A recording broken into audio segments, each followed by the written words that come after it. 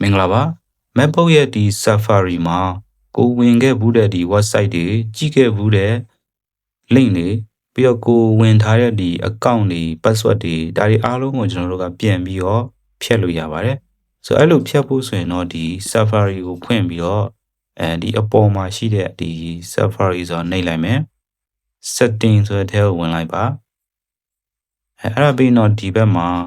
ဒီ privacy ဆိုတာလေးရှိပါတယ်အဲ့ privacy ထဲကိုနှိပ်လိုက်ပြီးဒီ manage website data ဆိုတာလေးရှိတယ်ဒါလေးကိုထပ်နှိပ်လိုက်ဒီမှာသူက loading လေးစောင့်နေတယ်ပြီးသွားပြီဆိုရင်ဒီအောက်မှာကျွန်တော်တို့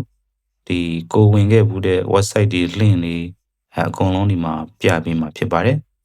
တကယ်လို့ကိုကဒီအကုန်လုံးကိုမဖြတ်ချင်ဘူး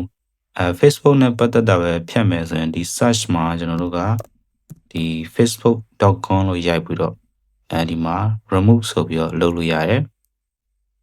ဒါဆိုတော့ဒီ Safari ထဲမှာကိုကဒီ Facebook မှာဝင်ထားတဲ့ account တွေ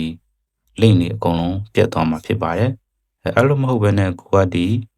Safari မှာရှိသမျှကိုကြည့်ခဲ့ဘူးတဲ့ link တွေဝင်ခဲ့ဘူးတဲ့ဒီ website တွေအကုန်လုံးကို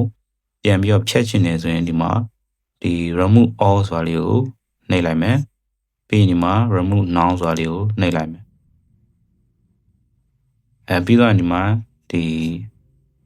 ထည့်ပြီးတော့နှိပ်လိုက်မယ်သူကကြံနေတယ်ပေါ့နော်အဲ့ဒါပြီးသွားပြီဆိုတော့ကျွန်တော်ကဒီမှာ done ဆိုတာလေးကိုနှိပ်လိုက်မယ်ပြီးဒီမှာကျွန်တော်တို့ပိတ်လိုက်မယ်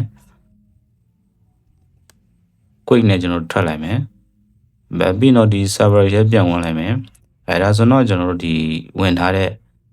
link တွေအဟောင်းတွေကျွန်တော်ဒီ Facebook တွေဝင်ထားတာ Gmail တွေဝင်ထားတယ်အကုန်လုံးရှင်းပြီးသားဖြစ်သွားမှာပဲဖြစ်ပါတယ်ဟုတ်ကဲ့ပါကျေးဇူးအများကြီးတင်ပါတယ်